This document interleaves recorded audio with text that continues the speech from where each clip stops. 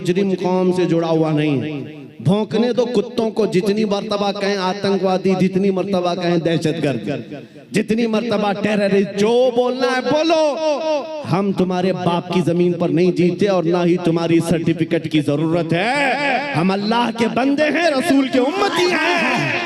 नारे तकबीर, नारे रिसालत, नारे रिसालत, लब्बैक या रसूल अल्लाह। सुन्नत व जमाअत, अस्सलामु अलैकुम व रहमतुल्लाहि व बरकातुहू।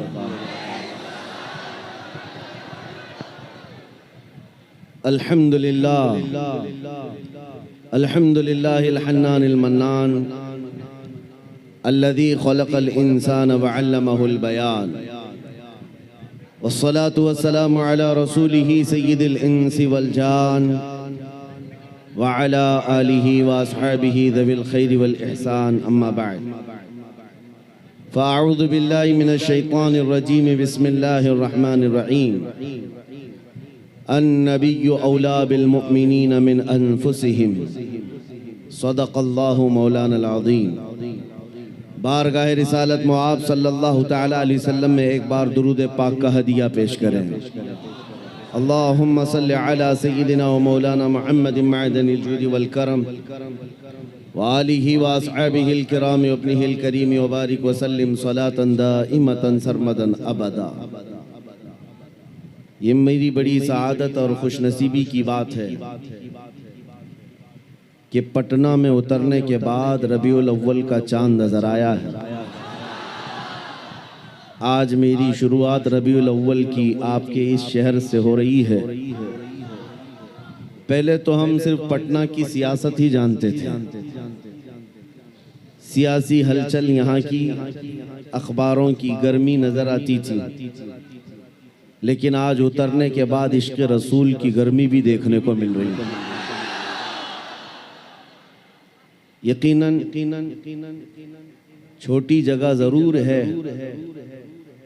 नाज़िम इजलास कफील अंबर साहब से आप सुन रहे थे, यहाँ पर बैठे रह जाना, जमे रह जाना, ये भी अपने आप में इश्क का एक कमाल है। अभी बैठे बैठे दो चीजें आप महसूस कर रहे होंगे। मुझसे पहले एक नात मद्दाह रसूल शाकिर साहब पढ़ रहे थे और निजामत कफील अंबर साहब कर रहे थे। दोनों में एक कॉमन चीज दिख रही थी, पीछे से सुनने वाला दोनों को भी नहीं पहचान सकता कि इतनी उम्र वाला इतनी सुरीली आवाज में नात पढ़ता हो और इतना दुबला पतला आदमी इतना गरज कर नारे लगाता हो। दोनों भी समझ से बाहर थी।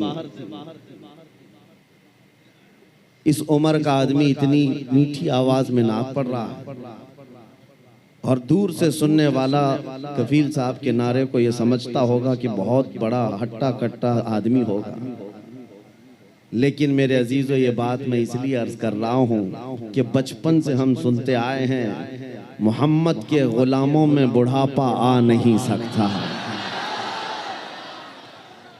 रसूल करीम सल्लल्लाहु ताला अलैहि वसल्लम की गुलामी में जो बाल सफ़ेद हो जाएं तब भी बूढ़ा नहीं है, जिस्म अगर गल जाए तब भी कमज़ोर नहीं है।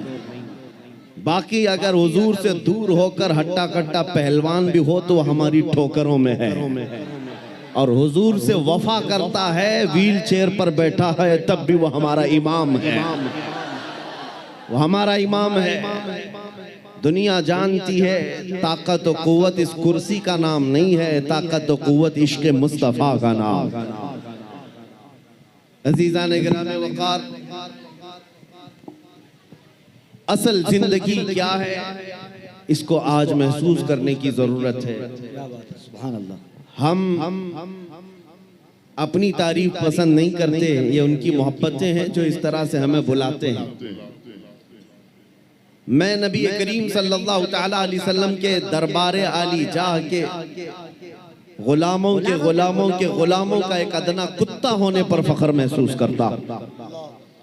सगे तैबा सब कह के पुकारे बेदम, बेदम वारसी ने ये दुआ किया था या रसूल अल्लाह सारी दुनिया मुझे मदीने का कुत्ता कहकर पुकारे, सगे तैबा सब मुझे कहकर के पुकारे बेदम, यही रखियो मेरी पहचान मदीने वाले। ए मेरे अजीजों, आज हमें फख्र इसी बात पर होना चाहिए कि दुनिया मुझे नबी के नाम से जोड़ करके पहचाने, हुजूर की गुलामी में मुझे पहचाने, मेरे मनसब से, मेरे ओहदे से, मेरे माल से, मेरी जायदाद से, मेरे खानदान से नहीं। दुनिया अगर हुजूर की गुलामी से पहचानती है तो इससे बड़े कमाल की बात नहीं है। हम सब के लिए सबसे बड़े फख्र की बात हमारा तारुफ, हमारा इंट्रोडक्शन हुजूर के जरिए से हो जाए, इसलिए कि जिसका तारुफ नबी पाक सल्लल्लाहु तआला अलैहि वसल्लम से हो गया। आप जानते हैं इमाम अहले सुन्नत फाजिल बरेलवी इमाम अहमद रजा खान क़द्दसल्लाहु सिर्रहु शरीफ मुजद्दिद आज़म है, लेकिन आपसे इख्तिलाफ रखने वाली जमातों में बहुत सारी हैं। दूसरी जमातों में खास तौर पर अगर मैं जमात इस्लामी के बानी का जिक्र करूं, जिनका अहले सुन्नत व जमात बरेलवियत से कोई ताल्लुक नहीं, दूसरी जमात और दूसरे मकतब फिक्र के होने के बावजूद भी उन्होंने आला हजरत की तारीफ में सिर्फ इतना कहा है, वो बहुत बड़े आशिक रसूल थे। सुभान अल्लाह। ये नहीं कहा बहुत बड़े पठान के बेटे थे, बहुत बड़े जमींदार थे, बल्कि कहा बहुत बड़े आशिक रसूल थे। दुनिया अगर हुजूर के नाम से पहचानती है तब कोई तुम्हें फना नहीं कर सकेगा, नाम तुम्हारा हमेशा रह जाएगा। बेनिशानों का निशान मिटता नहीं, मिटते मिटते नाम हो ही जाएगा। आज आला हजरत हर जगह क्यों किया जाता है, उसकी वजह यह है जिंदगी भर आला हजरत ने अपने खानदान के कसीदे नहीं पढ़े।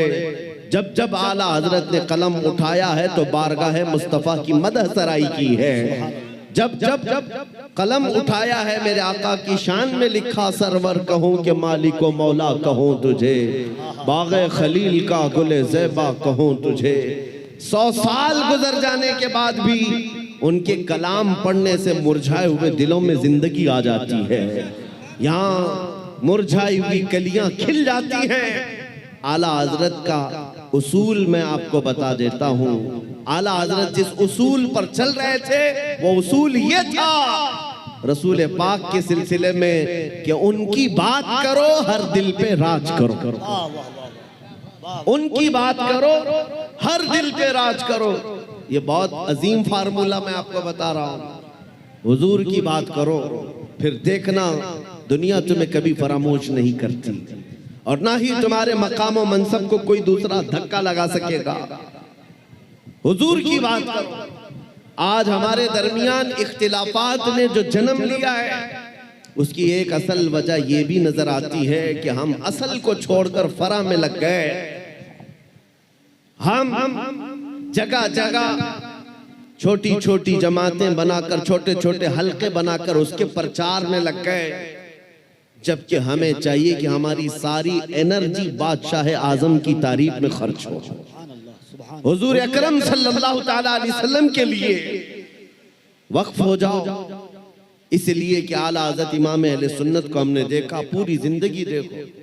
आपसे किसी ने पूछा अगर आपका तारुफ क्या है, आपका इंट्रोडक्शन क्या है, उन्होंने अपने बाप दादा परदादा के नामों को गिनाते हुए नहीं कहा मैं फलां फलां फलां फलां का बेटा हूँ, बल्कि अपने तारुफ में कहा है उस गली का गधा हूँ मैं जिसमें मांगते ताजदार फिरते हैं, वो सुए लालाजार फिरते हैं, तेरे दिन ए बहार फिरते हैं, ए रजा जाने आना दिल तेरे नगमों पे निसार, बुलबुले बाग़े मदीना तेरा कहना क्या है।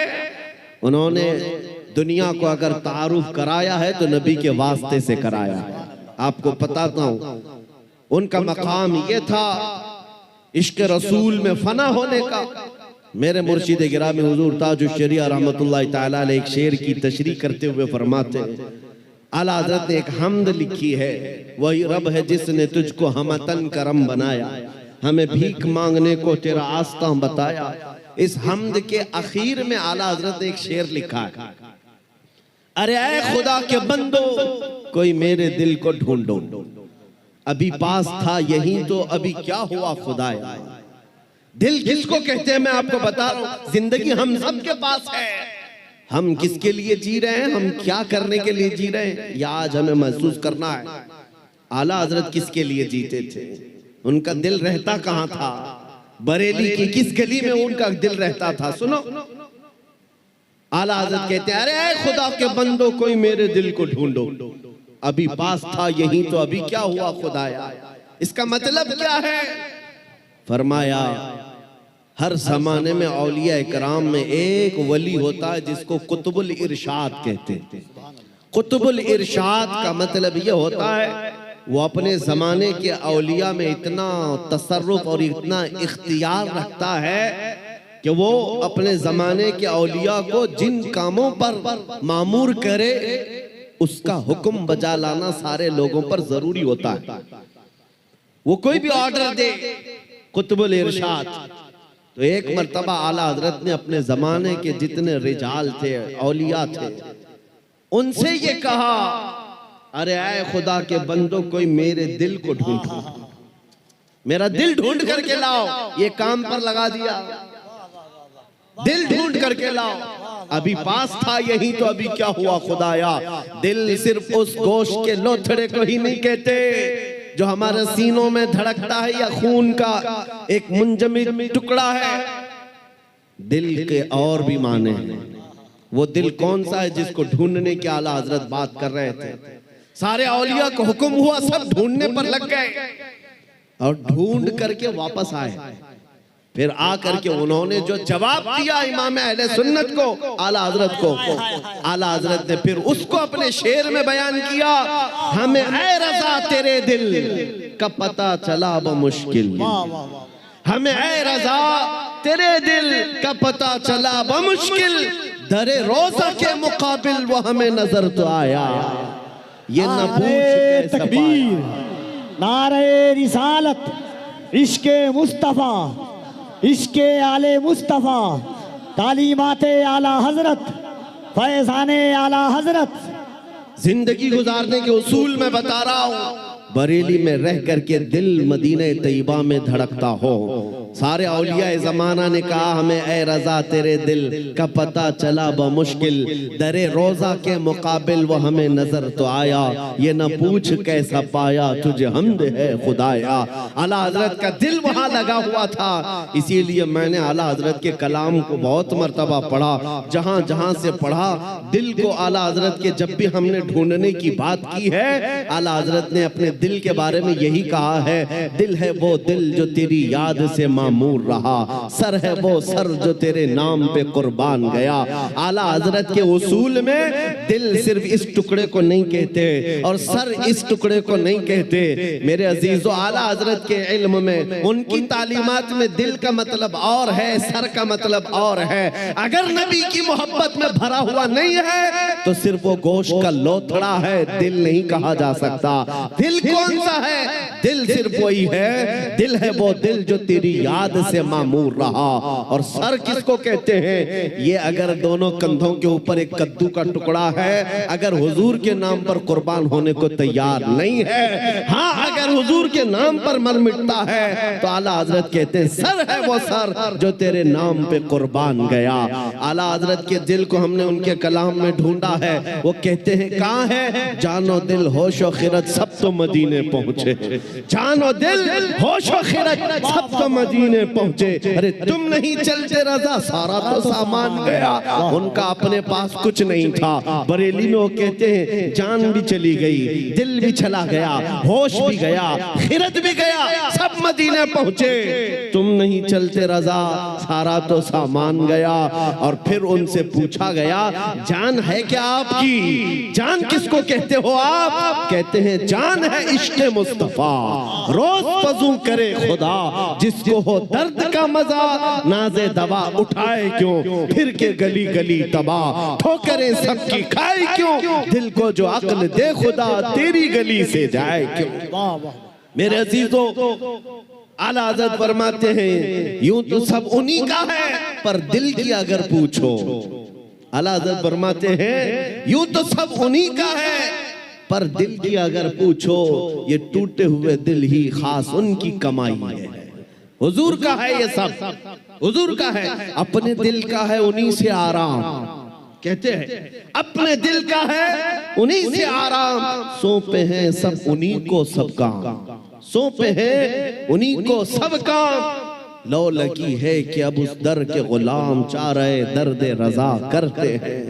आला हज़रत ने अपना सब कुछ सौंप दिया बारगाह मुस्तफा।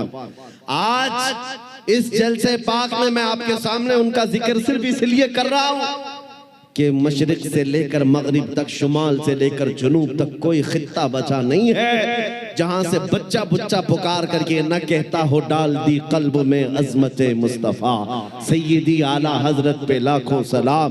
क्यों 100 साल के बाद भी बच्चा बच्चा पुकार रहा है? वही आज मैं तुम्हें फार्मूला बताना चाहता हूँ। उस आला हजरत के मिशन पर चलना, उस मसलक का मतलब, उस मसलक का नाम ही ये है, अपनी मर्जी से जीने का नाम जिंदगी नहीं है, हुजूर जैसा चाहे वैसे जीने का नाम जिंदगी है। आपको मैं बताता हूँ औलिया इकराम की जिंदगी में, तसव्वुफ में एक तालीम होती है। हजरत जुनैद बगदादी की तालीमात मैंने पढ़ा है। सिर्फ औलिया इकराम की जो इबादतें हैं, तस्बीह घुमाना, लंबे क़याम, लंबे सजदे, सिर्फ यही इबादत के तरीके नहीं हैं। एक इबादत का तरीका है जिसको औलिया इकराम कहते हैं मुराकबा। मुराकबा, मुराकबे का मतलब क्या होता है? सुनो, बहुत आसान है, आप सब कर सकते हो। अगर मैं आपसे कहूं आज 1000 बार सुभान अल्लाह पढ़ो, 1000 बार अल्हम्दुलिल्लाह, आप कहेंगे बहुत लंबा हो जाएगा। लंबा क़याम करना कुछ लोगों के लिए भारी, लंबा रुकू करना, लंबा सजदा करना इबादतें कुछ लोगों को लगती हूं। मुराकबा बहुत आसान लेकिन बहुत ही तेज असर। औलिया इकराम फरमाते हैं जिसका मुराकबा मुकम्मल हो गया वो अल्लाह का वली बन गया। मुराकबा होता क्या है? सुनो, मुराकबा होता क्या है? सिर्फ ये है कि आंख बंद करके थोड़ी देर खामोश बैठना, कुछ नहीं करना, कुछ पढ़ना नहीं है, कुछ पढ़ना नहीं है, खामोश बैठना है। कितनी देर? तुम्हारी मर्जी, 5 मिनट, 10 मिनट, आधा घंटा, 1 घंटा, किसी से बात ना करो, खामोश एक जगह बैठ जाओ। करना क्या है खामोश बैठ करके? सोचना क्या है? हाँ, ये असल है। सैयदना जुनैद बगदादी फरमाते हैं मुराकबा करने वाले को कुछ और नहीं सोचना है, बस आंख बंद करके इतना सोचना है कि अल्लाह ने मुझे क्यों पैदा किया, मैं यहां क्यों आया इस दुनिया में, बस इतना ही सोचना है, इतना ही सोचना है। बार बार सोचता रहे, बार बार सोचता रहे। ऐ नौजवानों, ये मुराकबा आज तुम्हारी बहुत सारी बीमारियों का इलाज है। सोचना कभी आंख बंद करके, क्या मैं इसलिए आया रात भर इंटरनेट पर गेम खेलने के लिए अल्लाह ने मुझे पैदा किया? क्या मैं दुनिया में लड़कियों से छेड़छाड़ करने के लिए पैदा किया गया हूं? क्या मैं दुनिया में दिन रात खेल कूद के लिए पैदा किया गया हूं? लोगों से गप्पे लगाने के लिए पैदा किया गया हूं? मैं लोगों से हंसी मजाक में अपना वक्त को बर्बाद करने के लिए पैदा किया हूं? क्यों पैदा किया गया हूं? तुम्हारा दिल आखिर एक दिन जवाब देगा, अल्लाह की तरफ से तुम्हें ये मिलेगी बात, तुम क्यों पैदा किए गए, क्यों पैदा किए गए, तुम्हें पता चल जाएगा। ये मुराकबे में जिस दिन तुम्हें पता चल जाए क्यों पैदा किया गया, अगर हकीकत को पहुंच गए उसी दिन अल्लाह के वली बन गए। अब मैं आपको बताता हूं, जिन लोगों का मुराकबा मुकम्मल हुआ वो जिंदगी में अगर सोचते सोचते इस नुक्ते को पहुंच गए कि मैं क्यों पैदा हुआ, तो फिर आंख खोल करके वो पुकार कर कहते हैं हम दुनिया में क्यों पैदा हुए? नतीजा निकला दहन में जुबान तुम्हारे लिए, बदन में है जान तुम्हारे लिए। या रसूल अल्लाह, हम आए यहाँ तुम्हारे लिए, उठे भी वहां, हम अपने लिए नहीं आए, आका आपके लिए आए। मुराकबे में जो इस नुक्ते को पहुंच गया, बरेली का इमाम पुकार कर कहने लगा, मुझे अल्लाह ने खेल कूद के लिए नहीं बनाया, मुझे अल्लाह ने सिर्फ बाजारों की जीनत के लिए नहीं बनाया, मुझे अल्लाह ने जिंदगी अपनी मर्जी से गुजारने के लिए नहीं बनाया। और उस आला हजरत के अजीम पोते ताजुश शरिया ने भी पुकार कर कहा, जब उनका मुराकबा मुकम्मल हुआ, जब वो सोचते रहे मैं क्यों पैदा हुआ, मैं क्यों दुनिया में आया, तब फिर ताजुश शरिया ने भी जवाब दिया, हम इसलिए पैदा किए गए हैं, जिंदगी ये नहीं किसी के लिए, जिंदगी है नबी की नबी के लिए, ना समझ मरते हैं जिंदगी के लिए, जीना मरना है सब कुछ नबी के लिए। नारे तकबीर, नारे रिसालत, जश्न ईद मिलादुन नबी, आमदे माहे रबीउन नूर। जिंदगी हुजूर पाक सल्लल्लाहु अलैहि वसल्लम के लिए अमानत बन करके अमानत बना कर दी गई है। तुम क्या समझते हो ए नौजवानों, आपको ये लगता है जवानी की आज ताकत और कुव्वत है, मुझे अपने मर्जी से फैशन करने दो, अपने मर्जी से मॉडर्न जिंदगी गुजारने दो, और दुनिया के पीछे तुम चल पड़े, उस दुनिया के पीछे जो हर दिन अपना शोहर बदलती है। आला हज़रत फरमाते शहद दिखाए जहर पिलाए, कातिल डाइन शोहर कुछ, इस मुर्दार पे क्या ललचाना, दुनिया देखी भाली है। तुम्हें मालूम है यहाँ कितने हीरो आए उसके बाद जीरो हो गए। यहाँ जवानी में अपने मेकअप से चमकने वाले बुढ़ापे में ढीले पड़ गए। यहाँ लोग रोजाना बदलते रहे, किसी भी फील्ड में देख लो। कुछ लोगों को लगता है पर्दे सीमी पर बॉलीवुड और हॉलीवुड पर थिरकने वाले, मुजरे करने वाले स्टार हैं, ये बड़े बड़े हीरो हैं और उनके पीछे कौम भागती है। मियाँ ये सिर्फ और सिर्फ ढलती छाँव है, थोड़े दिनों के बाद इनके चेहरे का गाजा उड़ गया तो यही कौम दूसरा हीरो ढूंढती है, दूसरा इन्हें चाहिए। और नेता नगरी में भी देखा गया 40-40 साल बेचारे पार्टियों की खिदमत में लगे रहे, बुढ़ापे में फिर आने के बाद पार्टी ने कोने में बिठा दिया। अब तुम्हारा काम खत्म हो गया, तुम्हारा काम खत्म हो गया, अब नौजवान दूसरे आएंगे। लेकिन मेरे अजीजों, एक मकतबा मैंने ऐसा देखा, एक मदरसा ऐसा देखा, यह हुजूर के गुलामों का है। यहाँ जितना बूढ़ा होता है उतनी इज्जत बढ़ती जाती है,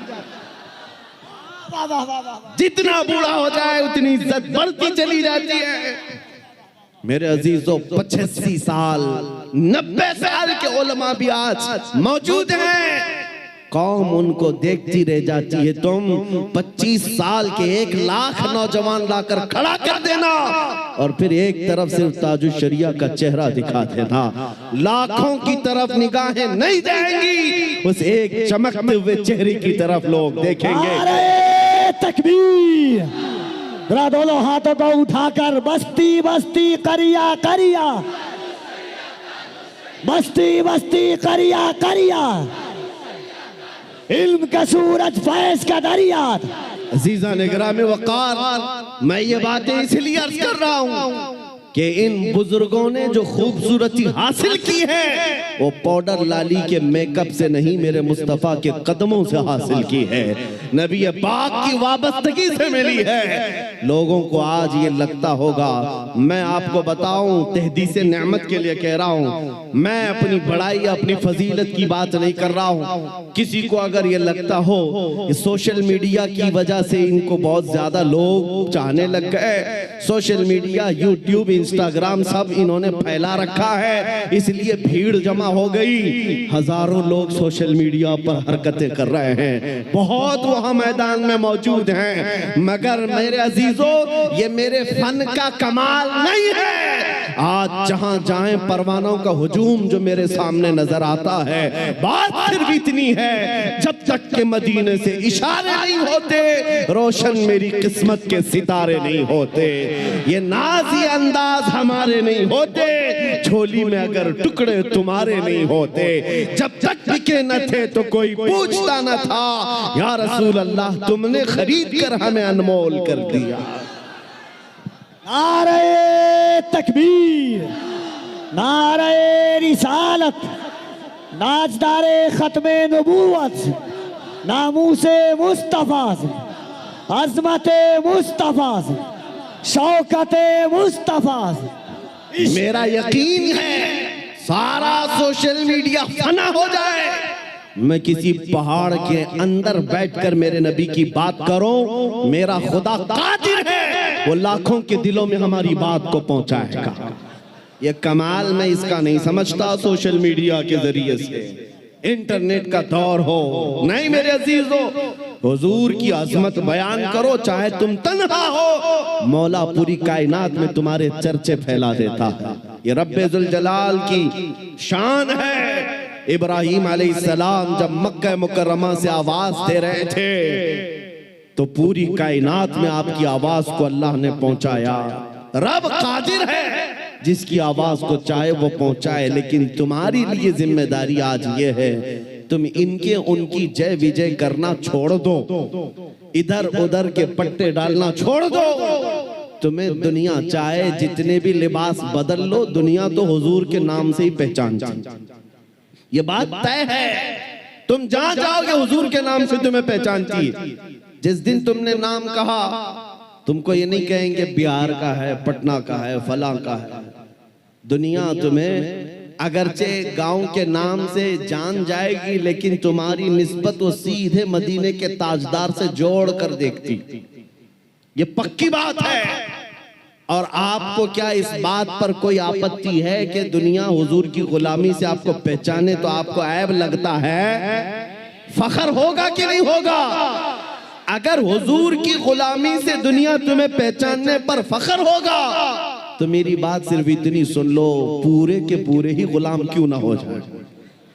जब गुलाम होना ही है तो पूरे क्यों ना हो जाए। आला हजरत ने क्या खूब कहा, आज ले उनकी पनाह, आज मदद मांग उनसे, कल न मानेंगे कयामत में अगर मान गया। उन्हें जाना उन्हें माना, न रखा गैर से काम, लिल्लाहिल हम्द मैं दुनिया से मुसलमान गया।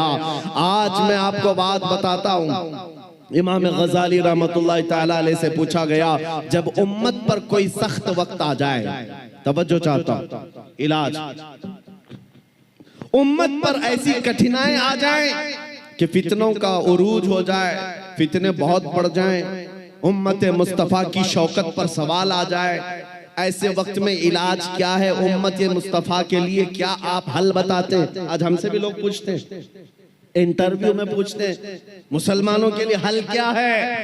इमाम गजाली ने फरमाया, एक ही हल है, इनके सीनों को हुजूर की मोहब्बत से भर दिया जाए, हुजूर की मोहब्बत से भर दिया जाए।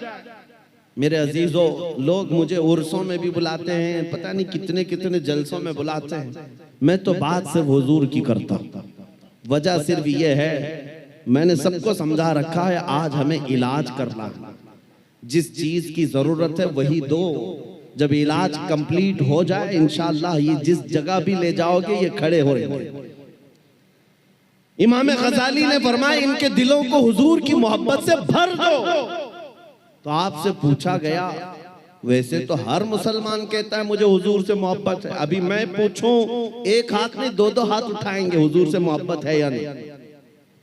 अगर अभी सवाल करे, हर कोई पुकार कर कहेगा हाँ हुजूर से मोहब्बत है, मैं तो जान देने को तैयार, हर कोई कहेगा। इमाम गजाली ने फरमाया, हाँ हर कोई कहता तो है, लेकिन बात क्या है सुनो, इंसान की फितरत है और दुनिया का दस्तूर है। जो इंसान जिससे जितनी मोहब्बत करता है, दिन में उसका बार बार जिक्र भी करता है, बार बार उसको याद करता है, बार बार याद करता है। और जब बार बार किसी का जिक्र करने लग जाए तो समझ लो उसका दिल भर गया है, इश्क से, मोहब्बत से भर गया है। और नहीं, जिक्र ही नहीं करता, यूं ही कहता है, तो वो झूठा आदमी, वो झूठ बोलता है। हुजूर से मोहब्बत कहता तो है, लेकिन उसकी जिंदगी में नजर कभी नहीं आता। कहीं ऐसा तो नहीं मेरे अजीजों, आज मैं नौजवानों को देखता हूं, फिल्मी गानों के इनको लाइनें याद हो जाती हैं, फिल्मों के डायलॉग याद हो जाते हैं, मेरे नबी की 4 हदीसें क्यों नहीं याद?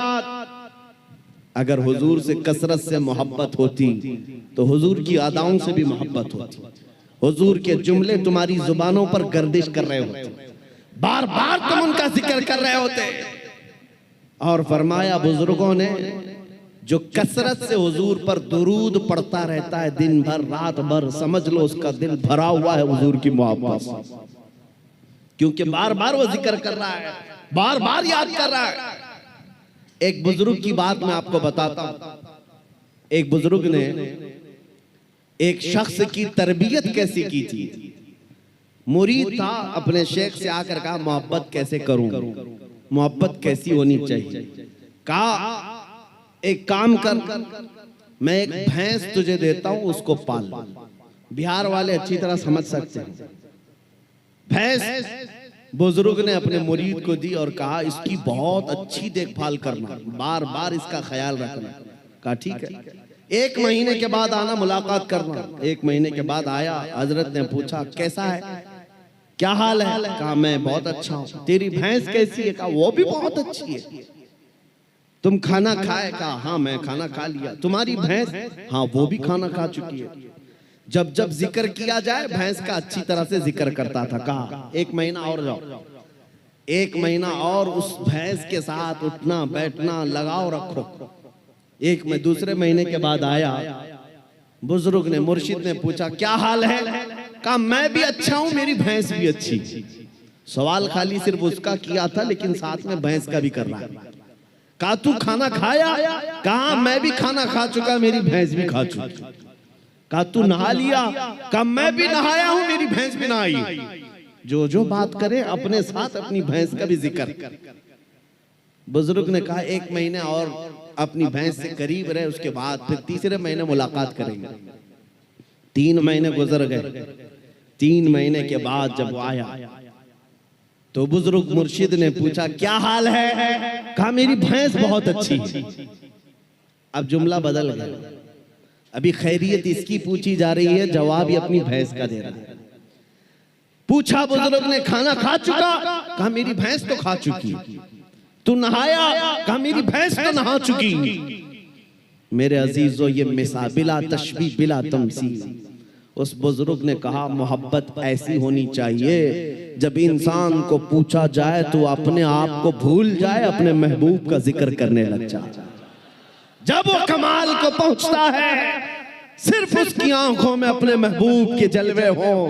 और बरेली के इमाम को हमने पढ़ा है, कोई आया बंदा गुलाब का फूल तोहफे में पेश करने के लिए, ला करके दिया, कहा इसको कबूल कर लीजिए। दुनिया में लोग गुलाब तोहफे में एक दूसरे को देते लेते हैं। इमाम फाजिल बरेलवी उस गुलाब को कबूल तो करते हैं, देखते हैं, उसके बाद मुस्कुरा कर कहते हैं ये दुनिया का गुलाब है, सुबह खिलता है शाम में मुरझा जाता है। मैं उस गुलाब से मोहब्बत करता हूं जो कभी मुरझाता नहीं है, जो जब से खिला है कभी मुरझाता नहीं। और उसके बाद कहना शुरू कर दिया, सरताब कदम है तने सुल्तान ज़मन फूल, लब फूल दहन फूल ज़कन फूल बदन फूल, वल्लाह जो मिल जाए मेरे गुल का पसीना, मांगे न कभी इत्र न फिर चाहे दुल्हन फूल। क्या बात रज़ा उस चमनिस्तान करम की, ज़हरा है कली जिसमें हुसैन और हसन फूल। आला हजरत ने एक फूल को देखा,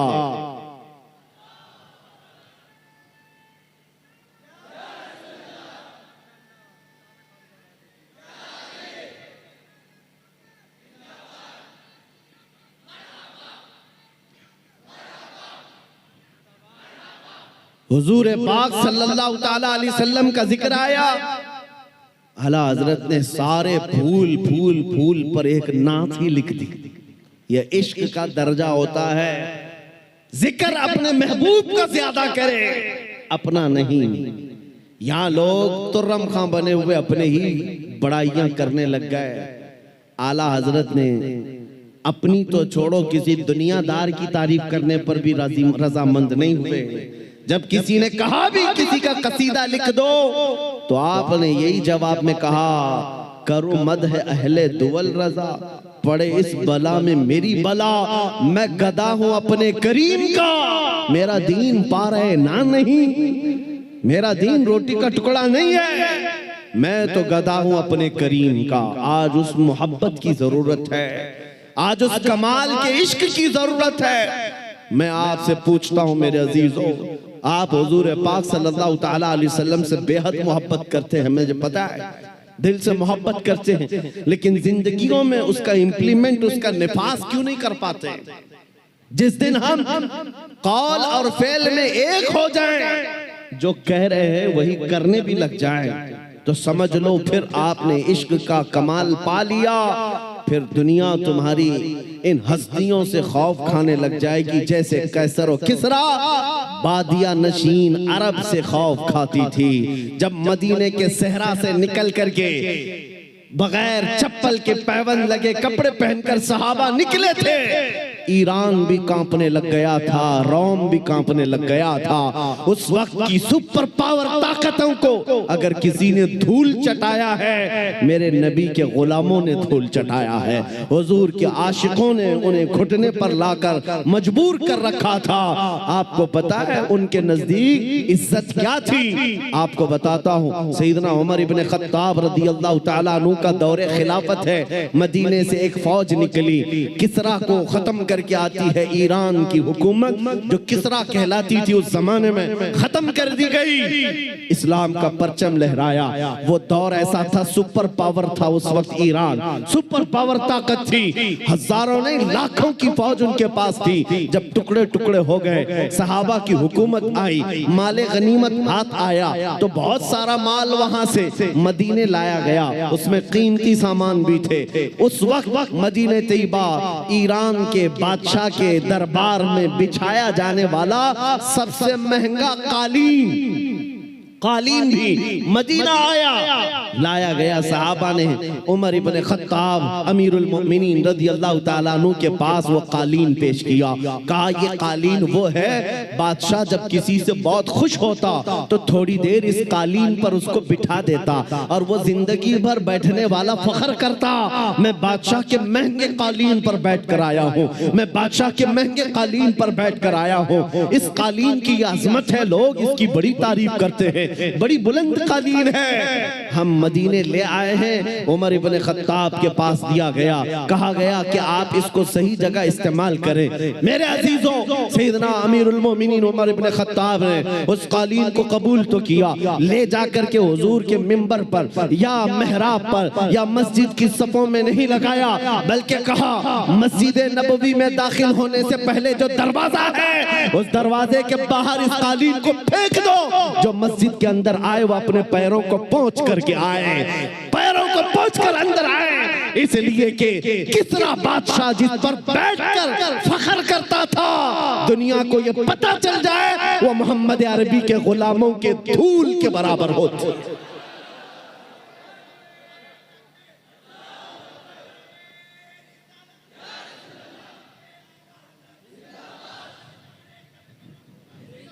उन्होंने इज्जत तख्त तो ताज में नहीं ढूंढी, मेरे नबी पाक की निस्बत में इज्जत ढूंढी। आपको पता है एक साहबी हजरत नौमान एक बादशाह के यहाँ गए थे, तवज्जो, बादशाह के यहाँ मेहमान बुलाए गए थे, कासिद बनकर गए। बादशाह ने उनके आने पर कालीन बिछाया रेशम का और कुर्सी बिछाई सोने की कलई की हुई कि मोहम्मद अरबी का कासिद आ रहा है, एम्बेसडर आ रहा है, तर्जुमान है। लेकिन जैसे ही हजरत नौमान पहुंचे, वो कालीन को आपने तलवार से फाड़ दिया और निकाल दिया, जमीन पर चले।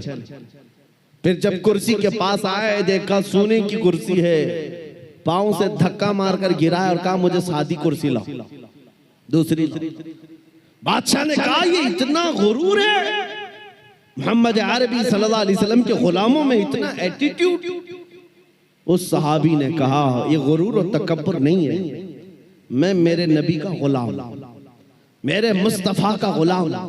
मेरे नबी की शरीयत में मर्दों के लिए रेशम भी हराम है, सोना भी हराम। मर्दों के लिए रेशम का इस्तेमाल हराम है और सोने का इस्तेमाल, गोल्ड का इस्तेमाल हराम है। बादशाह से उन्होंने कहा तू सारी दुनिया की कुर्सियों को सोने की बनाकर लाकर रख दे, तब भी नबी का गुलाम सबको ठोकर मारेगा, अपने नबी की शरीयत को गले लगाएगा। उसी गुलाम की आवाज थी, उसी नबी के गुलामों की आवाज थी जो आज मैं मैसेज में कहना चाहता हूँ। नौजवानों, फख्र करना हो तो अपने नबी की निस्बत पर फख्र करो। दुनिया अगर आज तुम्हें मुसलमान कहती है तो दाढ़ी मुंडाकर, टोपी छुपाकर, लोगों में छुपने की कोशिश करके सेकुलर बनने की कोशिश मत करना। दुनिया पहचानती है तो और पहचान बढ़ाओ। किसी ने मुझसे पूछा था क्या इस जमाने में दाढ़ी रखना अब भी वाजिब है? मैंने कहा अब के जमाने में तो और भी बड़ा वाजिब है, इसलिए कि जिनको तलवार और चाकू नहीं चुभती उनको हमारी दाढ़ी चुभती है। मैंने यही कहा, ऐ नौजवान, लोगों को चोटी रखने में शर्म नहीं आती, मुझे नबी की दाढ़ी रखने में क्यों शर्म आएगी? अगर लोग नंगा घूम कर फख्र कर सकते हैं, मैं मेरे नबी के अखलाक पर फख्र क्यों नहीं कर सकता? दुनिया को अगर हक है फैशन करने का, मुझे मेरे नबी की अदाओं पर फख्र करने का क्यों नहीं हक है? बस नौजवानों, खता हमसे हुई है, हम इन नंगों के पीछे भागने लग गए। अल्लाह ने हमारी इज्जत व वकार को खत्म कर दिया। नौजवानों, दुनिया अगर तुमसे पूछती है तुम्हारे पुरखों का नाम बताओ, तुम्हारे बड़ों का नाम बताओ, हमारे बड़े तो बादशाह थे, हमारे बड़े तो फलां थे फलां थे, तुम अपने पुरखों में अपने बाप दादाओं का नहीं, बल्कि यूं कहो मेरे पुरखों में जो नाम आता है वो खालिद बिन वलीद का है, मेरे पुरखों में जो नाम आता है वो सलाहुद्दीन अय्यूबी का है, वो शहाबुद्दीन गौरी का है। इसलिए कि ये वो नाम है जो अज़मत मुस्तफा के परचम लहराते थे, नबी की गुलामी में इज्जत ढूंढते थे।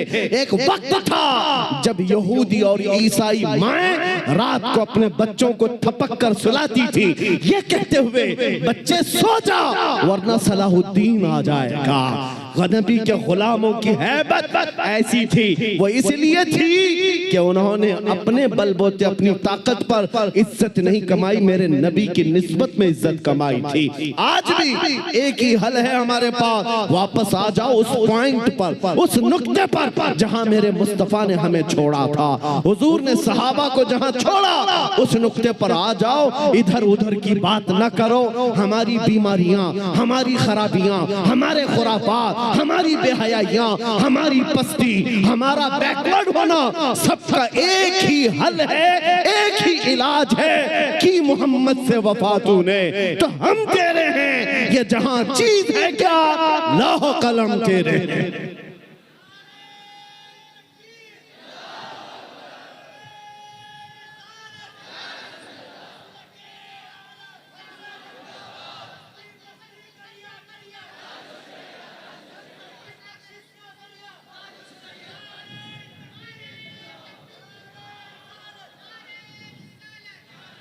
अब ये यकीन भी होने लग गया, अल्लाह की जात से मैं कभी नाउम्मीद नहीं, और किसी मुसलमान को होना भी नहीं, नाउम्मीद ही नहीं।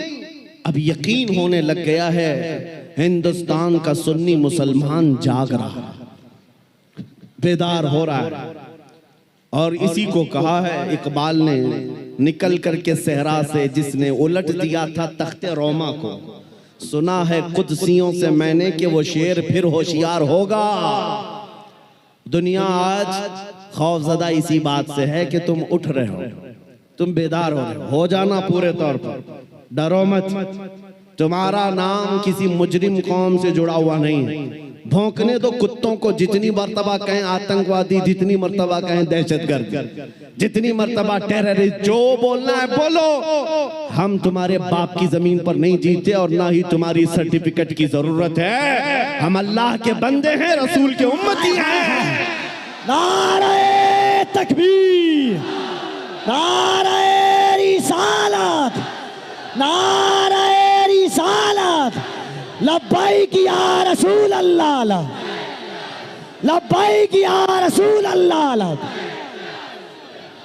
और आपको खौफजदा होने की जरूरत नहीं। जितने पाखंडी गुफे में बैठ करके प्लान बनाकर सोशल मीडिया में छोटे छोटे वीडियो वायरल करते हैं और दहशत फैलाते हैं, कभी किसी मुसलमान की मॉब लिंचिंग करके, कभी किसी के कत्ल की वीडियो वायरल करके, और कभी किसी गुफे में बैठ करके ये कहना इस्लाम का विनाश कर देंगे, इस्लाम को खत्म कर देंगे। मैं चैलेंज करता हूं, तुम अकेले नहीं, तुम्हारे जितने नाजायज बाप है सबको शामिल कर लो, जितनी जितनी नाजायज औलाद हैं सबको मैदान में ले आ जाओ, जितने कीड़े मकोड़े हैं सब आ जाएं। इस्लाम को चंगेज ने कुछ नहीं कर सका, हलाकू से कुछ नहीं हो सका। जिन्होंने हमारी खोपड़ियों से मीनार बना दिया था, जिन्होंने मुसलमानों के खून से दरियाए दजला को लाल कर दिया था, उस दौर में इस्लाम खत्म नहीं हो सका। तुम्हारी 5 साल की नशेड़ी हुकूमत से क्या खत्म हो सकता है? इस्लाम तेरी नफ्स न डूबेगी हश्र तक। दोनों हाथों को उठाकर नारे तकबीर, नारे रिसालत, मजहबे इस्लाम से, अजमते इस्लाम से, शौकते इस्लाम से, रिफाते इस्लाम से, पैगंबरे इस्लाम से, नामूसे इस्लाम से। ये जवानी बरकरार है। उनको बुला करके कभी नेताओं को भी दिखा दे। वो दिन के 12 बजे वोटों का मजमा जमा करके फख्र करते हैं पब्लिक हमारे साथ, उनको ऐसा ही लगता है। और शराब के धुत में जमा होने वाला मजमा और है, इश्क मुस्तफा में आने वाला मजमा और है। 500-100 रुपये लेकर के दिन के उजाले में आना और है। तुम्हारा मजमा दिन के 12 में होता होगा, हमारा मजमा रात के 12 के बाद गर्म होता है। या आओ देखो, ये रात नहीं लगती इन दीवानों के यहाँ, ना रात है, बल्कि मैं तो कहता हूँ हम सुन्नियों के यहाँ कोई संडे भी नहीं आता है। जो रात मेरे नबी के नाम है वो रात हमारी ईद की रात है,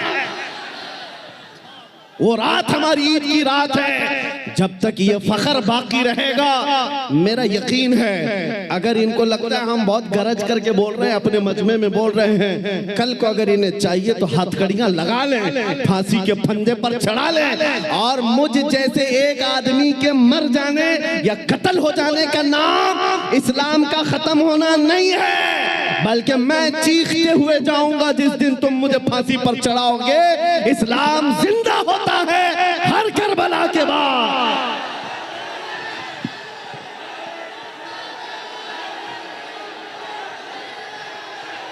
हेलो, लब्बैक लब्बैक या रसूल अल्लाह, लब्बैक लब्बैक लब्बैक या रसूल अल्लाह, लब्बैक लब्बैक लब्बैक या रसूल अल्लाह, लब्बैक लब्बैक लब्बैक या रसूल अल्लाह, लब्बैक लब्बैक लब्बैक या रसूल अल्लाह। नारे तकबीर।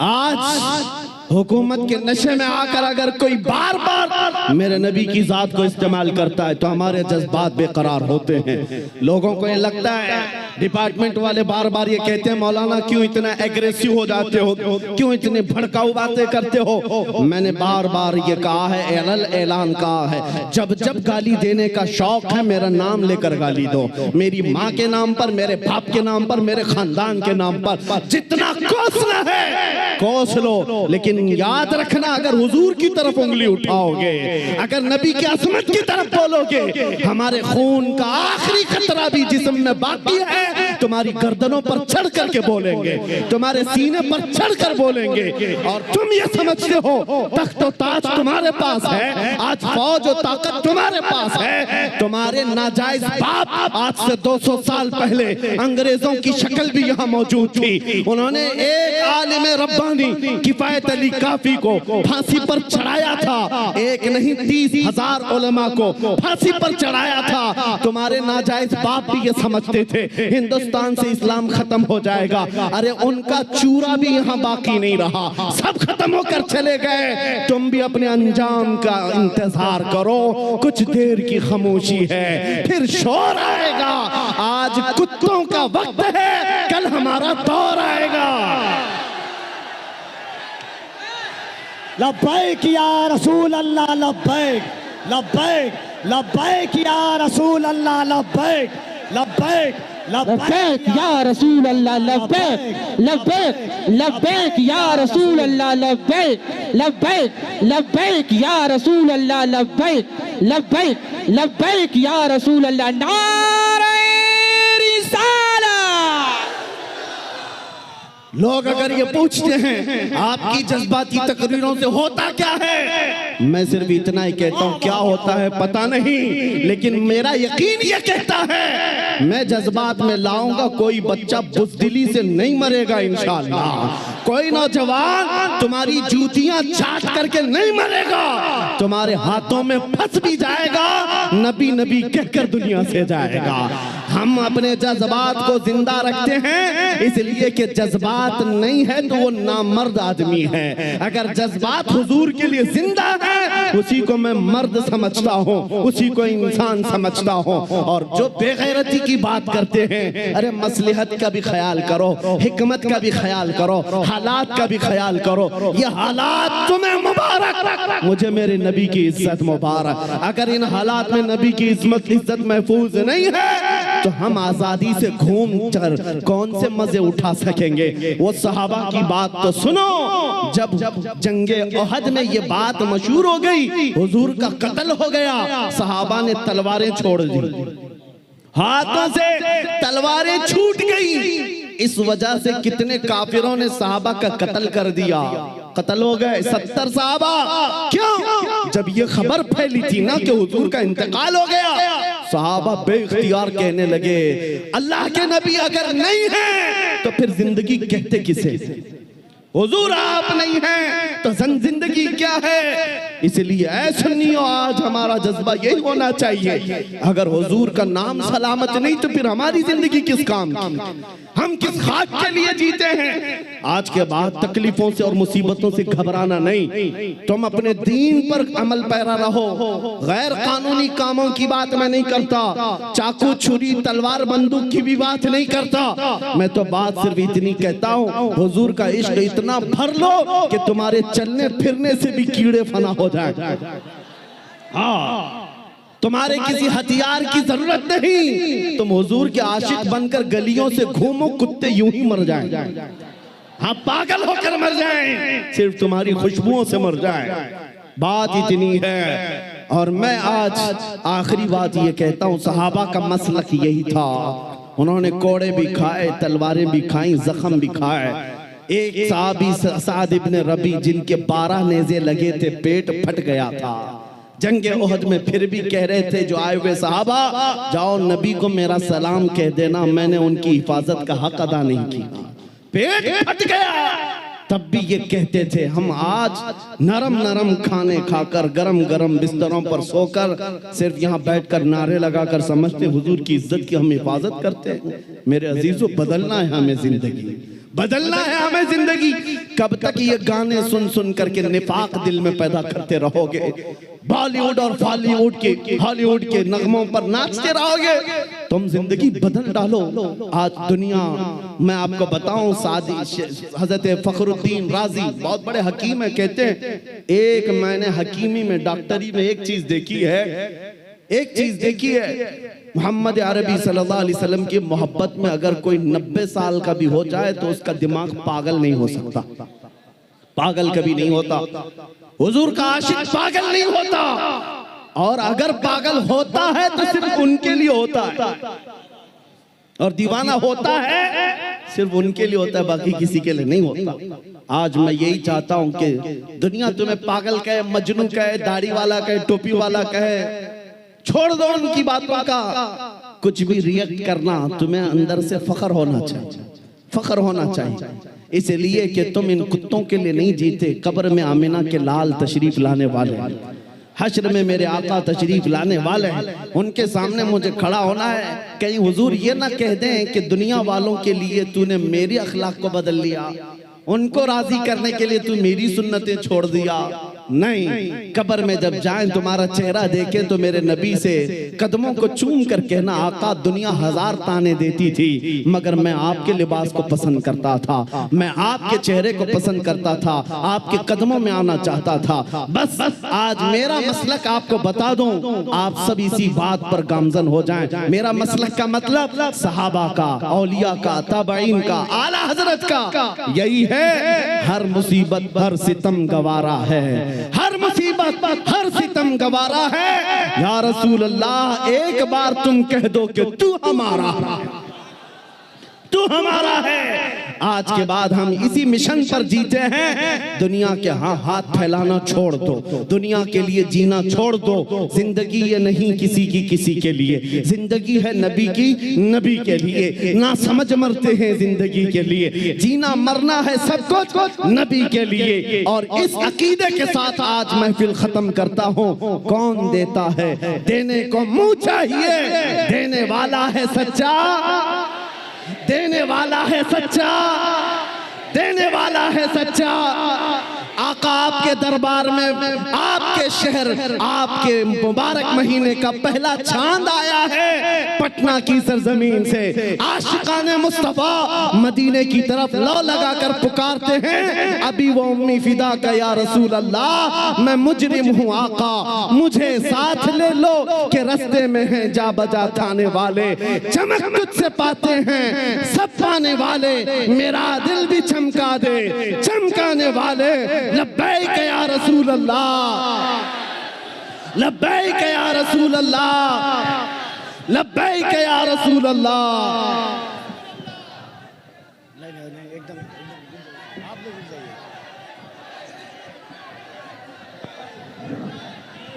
बैठ जाए, ये मत कीजिए, ये मत कीजिए भाईजान, सिर्फ दीदार कर लीजिए। ज़रा एक मिनट, एक मेरी बात सुन लीजिए, मेरी बात सुन लीजिए। अगर दिल करे, तबीयत खराब है मत कीजिए, जबरदस्ती नहीं कीजिए, एक से करेंगे फिर।